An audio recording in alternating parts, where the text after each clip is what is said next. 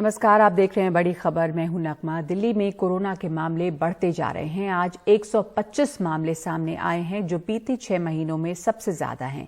इससे पहले 22 जून को 134 केस आए थे। संक्रमण की दर लगातार तीसरे दिन 0.2% है, लेकिन दिल्ली के लोगों को लगता है कि किसी बात की चिंता नहीं है। ये तस्वीरें दिल्ली के सरोजनी नगर मार्केट की हैं, जहां पर इस कदर भीड़ है। बल्कि ज्यादातर बाजारों में अभी भी दिल्ली हो या दूसरे शहर, आजकल काफी ज्यादा भीड़ देखी जा रही है और लोग खरीदारी के लिए टूटे पड़ रहे हैं। इस पर ज्यादा जानकारी दे रही हैं हमारी सहयोगी सोनाक्षी। दिल्ली में आज 125 नए कोविड केसेस सामने आए हैं और कुल ओमिक्रॉन के केसेस अगर हम बात करें तो उसके 57 केसेस ऑलरेडी दिल्ली में आ चुके हैं। और इस वक्त हम सरोजनी नगर मार्केट में हैं और हम आपको दिखाना चाहते हैं कि सरोजनी नगर मार्केट जो एक बहुत ही मशहूर और बहुत ही बड़ा मार्केट है दिल्ली एनसीआर में, फेस्टिवल के समय जब जब जब भी कोई त्यौहार का मौसम आता है, त्यौहार का एक पीरियड आता है, तब इस पूरे मार्केट में लोग पूरे भर जाते हैं। ये पूरा जो है मार्केट क्राउडेड हो जाता है। बहुत भीड़ हमें देखने को मिलता है, क्योंकि यहाँ पे लोग शॉपिंग करने आते हैं। फेस्टिवल का टाइम है इसलिए। और जैसे कि आप जानते हैं कि क्रिसमस और न्यू ईयर्स जो है, पिछले अभी इसी हफ्ते क्रिसमस आएगा और उसके बाद नए साल की जश्न मनाने के लिए लोग शॉपिंग कर रहे हैं। लेकिन बहुत इम्पॉर्टेंट बात ये है, हमारे जो लोग हैं, जो व्यूअर्स हैं, उनको हमें बताना है कि दिल्ली में आज 6 महीने में सबसे ज़्यादा कोविड केसेस सामने आए हैं, 125, जो कि सबसे ज़्यादा है 6 महीने के अगर हम रिकॉर्ड देखें तो। और इसी कारण, और क्योंकि ओमिक्रॉन केसेस भी बढ़ रहे हैं दिल्ली में, तो इसी कारण जो दिल्ली डिज़ास्टर मैनेजमेंट है, दिल्ली का जो अथॉरिटी है, उन्होंने ये डिसीजन लिया है कि क्रिसमस और न्यू ईयर्स में कोई पब्लिक गैदरिंग नहीं होगा। इसका मतलब होता है कि जो पब्लिक स्पेस है, जो पब्लिक जगहों में है, बड़े गैदरिंग्स में लोग शामिल इकट्ठे नहीं हो पाएंगे, संगठन नहीं हो पाएगा इनका। लेकिन इसी नए रूल और ऑर्डर में ये भी बोला गया है कि सिनेमाज जो है वो कंटिन्यू होगा, वो जारी रहेगा। जो अंतिम संस्कार के जो अलग अलग रिचुअल्स है, जो बाहर जाके लोग इकट्ठे होते हैं अंतिम संस्कारों के लिए, वो जारी रहेगा। ओमिक्रॉन के केसेस भी बढ़ रहे हैं। 57 केसेस कुल अब तक दिल्ली में रिपोर्ट हो चुका है ओमिक्रॉन का। तो इसको मद्देनज़र रखते हुए दिल्ली सरकार, दिल्ली के जो ऑफिशियल्स है डीडीएमए में, दिल्ली डिज़ास्टर मैनेजमेंट में, उन्होंने ये तय किया है कि दिल्ली में इस साल क्रिसमस जो इस हफ्ते आ रहा है और उसके बाद जो नए साल की जश्न न्यू ईयर्स जो मनाया जाएगा, पब्लिक जगहों में लोग शामिल नहीं हो पाएंगे। तो ये बहुत बड़ी खबर है कि दिल्ली डिज़ास्टर मैनेजमेंट में ये लिया है, क्योंकि कोविड और ओमिक्रॉन केसेस बढ़ रहे हैं शहर में। सरोजनी नगर मार्केट से सहयोगी शशिकांत झा के साथ सोनाक्षी चक्रवर्ती, एनडीटीवी के लिए। देश में ओमिक्रॉन के बढ़ते मामलों को देखते हुए धीरे धीरे तमाम राज्यों में सख्ती बढ़ने लगी है। राजधानी दिल्ली में ओमिक्रॉन के बढ़ते हुए मामलों के चलते क्रिसमस और नए साल के जश्न पर रोक है। डीडीएमए का कार्यक्रमों और भीड़ के इकट्ठा होने पर रोक का आदेश है। रेस्टोरेंट, बार और सिनेमा घरों में क्षमता के 50% लोग ही जा सकेंगे। सामाजिक, राजनीतिक, सांस्कृतिक कार्यक्रमों पर रोक है। शादी में 200 से ज्यादा लोगों को बुलाने की इजाजत नहीं। दुकानों पर नो मास्क, नो एंट्री लागू करने का आदेश है। डीडीएमए ने जिला प्रशासन और दिल्ली पुलिस को आदेश लागू करवाने को कहा है।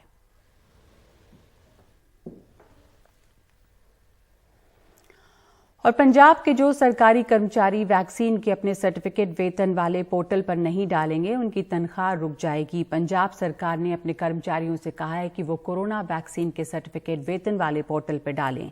1 या दोनों डोज लेने वालों पर यह आदेश लागू होगा।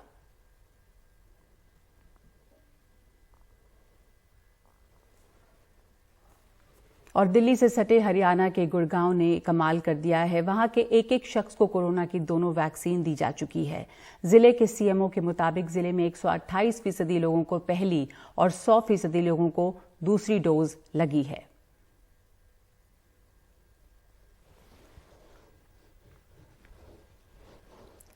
हरियाणा के स्वास्थ्य मंत्री अनिल विज ने कहा है कि 1 जनवरी 2022 तक हरियाणा के जिस व्यक्ति को कोरोना वैक्सीन की दोनों डोज नहीं लगी होगी उन्हें सार्वजनिक स्थानों पर एंट्री नहीं मिलेगी। ऐसे लोगों को सार्वजनिक परिवहन में यात्रा की भी अनुमति नहीं होगी। ये लोग मैरिज हॉल से लेकर सरकारी कार्यालयों तक में नहीं जा सकेंगे। इनको बाजारों और भीड़भाड़ वाले क्षेत्रों में एंट्री नहीं मिलेगी। और मुंबई में कोरोना के आज 490 मामले सामने आए। 15 अक्टूबर के बाद ये सबसे ज्यादा मामले हैं। उस दिन 488 केस आए थे। मुंबई में इस वक्त 2419 सक्रिय मामले हैं और डबलिंग रेट 1962 दिन हो चुका है।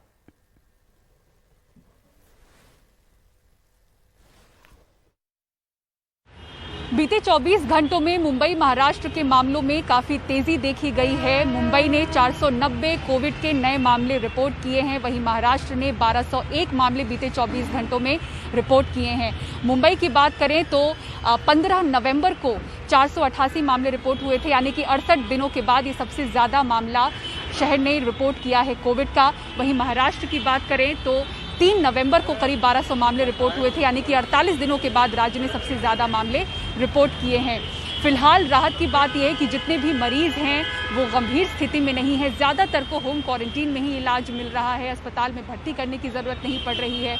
वहीं ओमिक्रॉन मामलों को देखें तो हालांकि एहतियातन उनको अस्पताल में जरूर आइसोलेट किया जा रहा है, लेकिन उनमें भी लक्षण नहीं है।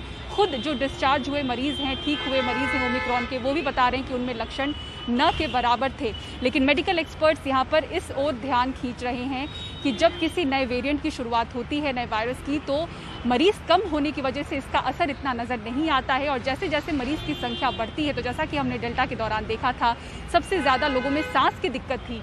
इस समय लक्षण में ऐसा कुछ नजर नहीं आ रहा है, बहुत ही कम लक्षण है। लेकिन मेडिकल एक्सपर्ट्स का कहना है कि ध्यान देना बेहद जरूरी होगा। मरीजों की संख्या बढ़ने पर लक्षण जो है वो और ज्यादा तीव्र हो सकते हैं। तो फिलहाल महाराष्ट्र कोविड हॉटस्पॉट हमेशा से रहा है और इस बार भी ओमिक्रॉन के मामलों में आगे है। कोरोना के मामलों में भी तेजी नजर आ रही है। ओमिक्रॉन के 65 मरीज अब तक यहां रिपोर्ट हो चुके हैं, देश भर में सबसे ज्यादा, और महाराष्ट्र में सबसे ज्यादा। मुंबई में 30 मामले रिपोर्ट हो चुके हैं।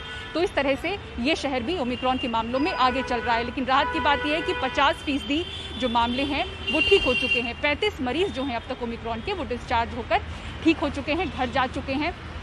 और जो बाकी एक्टिव मरीज हैं उनको अस्पतालों में आइसोलेट किया गया है। इसी बीच जो पाबंदियां हैं वो लगाई गई हैं मुंबई में, जैसा कि इसके पहले भी हम रिपोर्ट कर चुके हैं। 15 दिसंबर से ही यहाँ पर धारा 144 लागू है और बीएमसी लगातार जो गाइडलाइन है उसमें भी तब्दीलियां कर रही हैं। इसके पहले भी जानकारी दे दी गई थी कि 50% ही जो इंडोर है, जैसे कि रेस्टोरेंट के अंदर जो बंद जगह है वहाँ पर 50% लोगों को ही इजाज़त मिलेगी और जो खुली जगह है वहाँ पर 25% लोग ही शामिल हो सकते हैं। ऐसे में अगर 200 से ज़्यादा लोग बढ़ रहे हैं, भले ही जगह बड़ी हो, लेकिन 200 से ज़्यादा अगर मेहमान हैं तो उसके लिए वार्ड के असिस्टेंट कमिश्नर से इजाज़त लेनी होगी। तो बीएमसी ने इस तरह से नई गाइडलाइन भी जारी की हैं और नए साल को देखते हुए पाबंदियां और भी ज़्यादा सख्त हो सकती हैं जिस तरह से मामले बढ़ते जा रहे हैं, क्योंकि मुंबई और महाराष्ट्र लगातार कोविड हॉटस्पॉट बना हुआ है।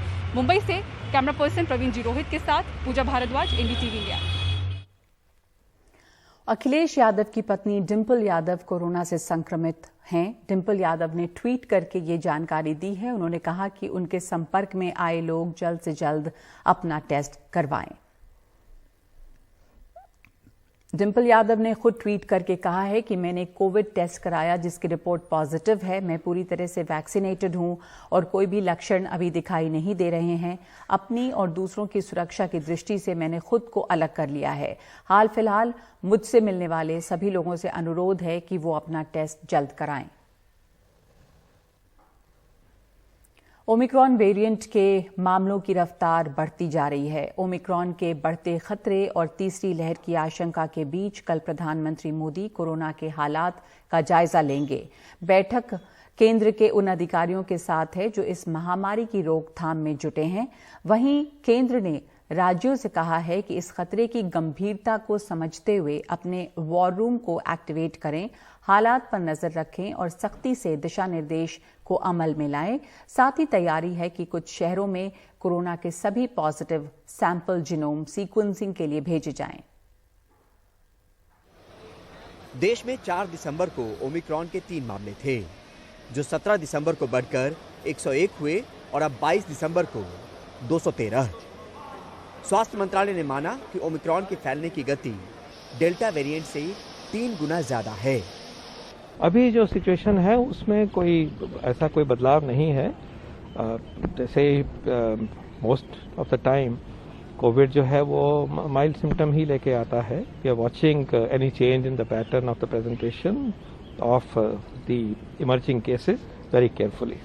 वहीं केंद्रीय स्वास्थ्य मंत्रालय ने राज्यों को लिखा है कि कोरोना की सही हालत के आकलन को लेकर जिला या लोकल स्तर पर वॉर रूम शुरू करें। अगर बीते हफ्ते में किसी जिले में टेस्ट पॉजिटिविटी रेट 10% या उससे ज्यादा हो, या अस्पताल में ऑक्सीजन वाले या आईसीयू में 40% बेड भर गए हों, तो कंटेनमेंट जोन और पाबंदियां तुरंत अमल में लाएं। फिलहाल मिजोरम के 2 जिले ही ऐसे हैं जहां वीकली पॉजिटिविटी रेट 10% से ज्यादा है। साथ ही सूत्रों से मिली जानकारी के मुताबिक स्वास्थ्य मंत्रालय दिल्ली, पुणे और बेंगलुरु के हर पॉजिटिव सैंपल को जीनोम सीक्वेंसिंग के लिए भेजने की तैयारी में है, ताकि अगर कोई केस ओमिक्रॉन का है तो उसकी पुष्टि हो पाए। नई दिल्ली से परिमल कुमार, एनडीटीवी इंडिया। क्या उत्तराखंड के जाने माने नेता हरीश रावत फिर कांग्रेस से बगावत के मूड में हैं? इसका अंदाजा उनके ट्वीट से हो रहा है। आज उन्होंने ट्वीट करते हुए कहा है कि चुनाव रूपी समंदर में तैरना है और मेरे हाथ पांव बांधे जा रहे हैं। संगठन का ढांचा मुंह फेर कर खड़ा है। हरीश रावत यही नहीं रुके। उन्होंने कहा कि सत्ता ने कई मगरमच्छ छोड़ रखे हैं। उन्होंने लिखा है कि ऊहापोह है। मन में विचार आ रहा है कि हरीश रावत अब बहुत हो गया, बहुत तैर लिए, अब विश्राम का समय है। ऊहापोह है, नया साल शायद कोई नया रास्ता दिखा दे।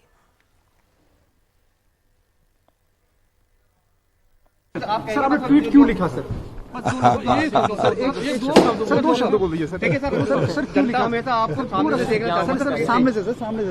हेलो सर समय आएगा तो आपको बताएंगे ना। आपको शेयर नहीं करेंगे तो किसको करेंगे? लेकिन सर आपको क्या लगता है ऐसी मजबूरी क्यों आनी पड़ी सर? जब आपको शेयर नहीं करेंगे तो किसको शेयर करेंगे? इतनी मजबूरी क्या हुई सर आज?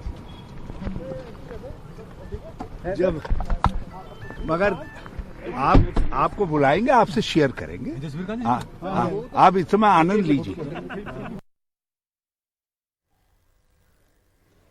हरीश रावत को लेकर कैप्टन अमरिंदर सिंह ने ट्वीट करके तंज कसा है। कैप्टन अमरिंदर सिंह ने कहा है कि जो आप बोओगे वही काटोगे। हरीश रावत जी, आपके भविष्य के प्रयासों के लिए शुभकामनाएं, अगर कोई बचा हो।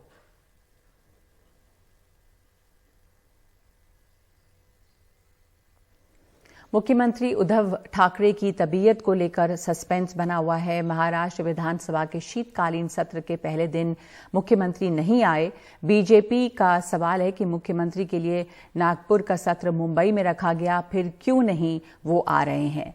मुख्यमंत्री के बारे में ये सवाल उठ रहे हैं और ये चर्चा है कि आखिर उनकी सेहत किस स्थिति में है। चंद्रकांत पाटिल ने कार्यवाहक मुख्यमंत्री की इस बीच मांग की है। शिवसेना ने कहा है कि बीजेपी की सलाह हमें नहीं चाहिए। आज मी आपल्याला एक आपुलकीच्या याने सांगतो आहे की स्पाइनल कॉर्ड ऑपरेशन के बाद से अब तक करीब 50 दिन हो गए हैं। इस दौरान घर से ही मुख्यमंत्री उद्धव ठाकरे काम कर रहे हैं और ऑनलाइन बैठकों में शामिल भी हो रहे हैं, लेकिन मंत्रालय या कैबिनेट मीटिंगों में प्रत्यक्ष तौर पर शामिल नहीं हुए हैं। विधानसभा सत्र के एक दिन पहले चाय पार्टी मीटिंग में भी नहीं आए और सत्र के पहले दिन विधानसभा भी नहीं आए। अब बीजेपी कह रही है कि अगर मुख्यमंत्री की तबीयत ठीक नहीं है तो उन्हें किसी और को चार्ज दे देना चाहिए। वहीं शिवसेना ने बीजेपी की इस मांग का विरोध करते हुए कहा है कि उन्हें बीजेपी की सलाह की जरूरत नहीं है। बीजेपी की सलाह की हमको जरूरत ही नहीं है। उनकी सलाह बिन काम की है, कोई उपयुक्त की नहीं है, महाराष्ट्र के हित में नहीं है, महाराष्ट्र की नुकसान करने वाली है, मराठी आदमी का नुकसान करने वाली है। ऐसे भारतीय जनता पार्टी के सलाह की शिवसेना को जरूरत नहीं है, महाविकास आघाड़ी को जरूरत नहीं है। महाराष्ट्र विकास आघाड़ी सरकार में शामिल एनसीपी ने बीजेपी को याद दिलाया कि प्रधानमंत्री नरेंद्र मोदी संसद सत्र में गैरहाजिर रहे हैं। मुख्यमंत्री, ये बात सच है कि उनका सर्जरी होने के बाद डॉक्टर ने उन्हें आराम करने की सलाह दी थी, लेकिन कोई भी कैबिनेट मीटिंग उन्होंने स्किप नहीं की। वो वर्चुअली कैबिनेट अटेंड करते हैं जो लोग मुख्यमंत्री की उपस्थिति पे सवाल खड़ा कर रहे हैं, पहले वो पार्लियामेंट में प्रधानमंत्री जी की उपस्थिति को देखें। उद्धव ठाकरे के बेटे और कैबिनेट मंत्री आदित्य ठाकरे ने बताया कि मुख्यमंत्री की तबीयत ठीक है और जब उन्हें सही लगेगा तब वो आएंगे। सीएम साहेब एकदम बरे आहेत. सकाळी पण फोन, काल पण कॅबिनेट झाली. त्यांना जेव्हा योग्य वाटेल तेव्हा ते येतील, कारण आता पण उपमुख्यमंत्री म्हणून सांगितलं की जेव्हा सीएम साहेब येतील तेव्हा आपल्या सगळ्यांना कळेल. विधानसभा सत्र के पहले दिन मुख्यमंत्री उद्धव ठाकरे के इंतजार में सुबह से शाम हो गई, लेकिन वो नहीं आए और न ही मुख्यमंत्री कार्यालय की तरफ से कोई आधिकारिक बयान आया कि वो कब आएंगे। जाहिर है मुख्यमंत्री उद्धव ठाकरे की तबीयत को लेकर बढ़ती जा रही गोपनीयता सियासी गलियारे में कई तरह की चर्चाओं को हवा दे रही है। मुंबई से कैमरामैन राजन दयालकर, अशोक महाडिक के साथ सुनील सिंह, एनडीटीवी इंडिया के लिए।